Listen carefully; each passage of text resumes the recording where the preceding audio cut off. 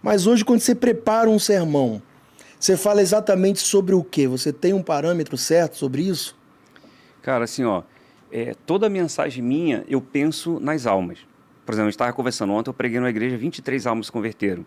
Então, toda brincadeira que eu faço, toda história que eu conto, toda piada, né, que eu conto, toda graça que eu faço, é para aquele cara que não é crente, para ganhar a atenção daquele cara, sabe? Do cara falar assim, caramba, eu vim à igreja achando que esse é um troço chatão, entende? Então, assim, eu entendo que tem um cara que pega o microfone e o cara se converte. E o outro que vai tentar, entende? Então, assim, eu sou um evangelista. Então, eu estou pregando ali Um pastor evangelista. para ganhar as almas. Você percebe na forma como eu faço o apelo, entende? Não é que negócio, tem alguém querendo aceitar Jesus? Não, não tem, Deus abençoe e tal. Não. Então, eu prego para chegar em um momento. Qual o momento? O momento do apelo. Então, tudo que eu falo ali tem o propósito de edificar a igreja?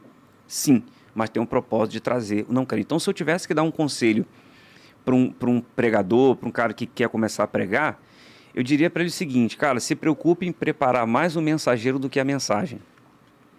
Porque hoje tem gente aí pregando 3 anos, 4 anos pregando, que o cara está pregando muito. Porque o cara está lendo bons livros, o cara fica ali, às vezes, 30 horas num texto ali, e pesquisa, e vem, e pega, caramba, isso aqui é fortão. Então o cara está preocupado em falar um negócio fortão. Ele não prega para a igreja, ele prega para o pastor levar ele de novo. Ele prega para Tem quando isso. chegar no final, falar assim, cara, eu tenho que trazer esse cara aqui mais vezes. Esse cara aqui tá fechado, irmão. Não, você agora, vamos criar uma aliança aqui, porque esse cara pregou demais. Então o cara prega para sair dali, o pastor e a igreja dizendo, esse cara pregou muito. Eu não prego pensando em sair dali e o cara falar, esse cara pregou muito. Sabe? Eu prego. Você vê que as minhas mensagens não são mensagens para disputar, porque assim, ó, não, o cara tá nesse nível de palavra. Eu não estou nesse nível de palavra. Eu tô aqui. Entende? Porque hoje, cara, quanto mais firula os caras falam nas mensagens, mais firulas os outros têm que fazer para disputar. Você está entendendo? Então, no final de tudo, não é quão profundo eu fui, mas quantas almas eu ganhei. A gente passou por várias fases. Existiu aquela fase que quantos foram batizados com o Espírito Santo? Lembra disso? Uhum. Não, eu ganhei 3 almas. Não, ganhou 3 almas não importa. Quantos foram batizados com o Espírito Santo? É isso que eu quero saber, né? Eu lembro disso. Então, assim, foram as fases. A minha fase sempre foi, eu ganhei alguém. Não é?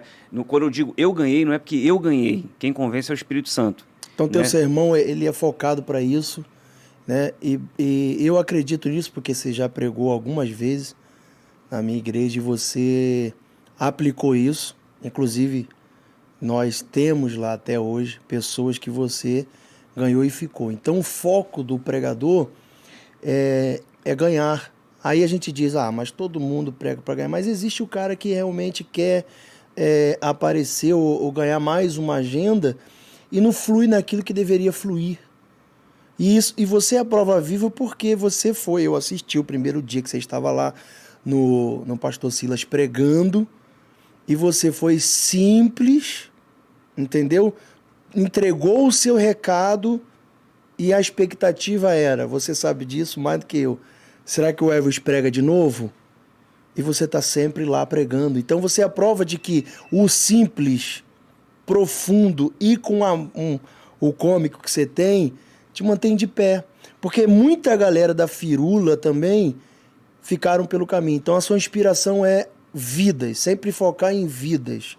E eu sei que essa palavra está inspirando alguém, porque o cara ganha uma consciência de quem deu certo, porque às vezes a gente não ouve isso, porque todo mundo acha que todo mundo é sobrenatural. Aí você ouve uma pessoa falar, não, cara, o foco é almas, porque não adianta você pregar para o pastor, pela agenda, e aí você acaba trazendo o cara à consciência. Cara, a gente estava falando de um amigo nosso, Jonathan, né? Ele tinha 4 anos que ele pregava.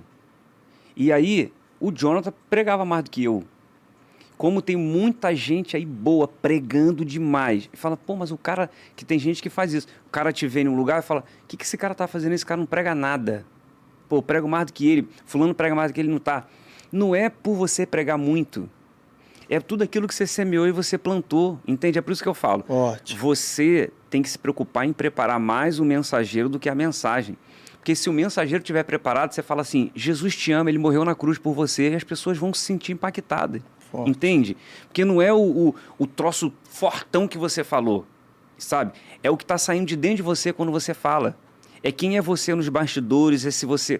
Uma vez eu estava orando lá no altar, lá no Brasas do Reino. Eu estava orando no altar. O Espírito Santo falou assim para mim, sabe qual é o problema de vocês pregadores? Vocês passam mais tempo no púlpito do que no altar. Porque no púlpito a gente fica 2 horas falando, fica ou não fica? E no altar? Então passe mais tempo no altar do que no púlpito. Porque no púlpito todo mundo te vê, no altar só Deus te vê. No púlpito o Espírito Santo te usa para falar com a igreja, mas no altar ele usa o Espírito Santo para falar com você. Por isso você tem que falar no púlpito que Deus te revelou no altar. Então se preocupe em preparar o mensageiro, entende? Não que você não tenha que preparar a mensagem, mas se você falar um negócio fortão, porque você tirou do texto ou leu em um livro, não vai surtir o mesmo efeito se você se preparar no altar, entende? E aí você pode falar algo simples que as pessoas vão se sentir impactadas.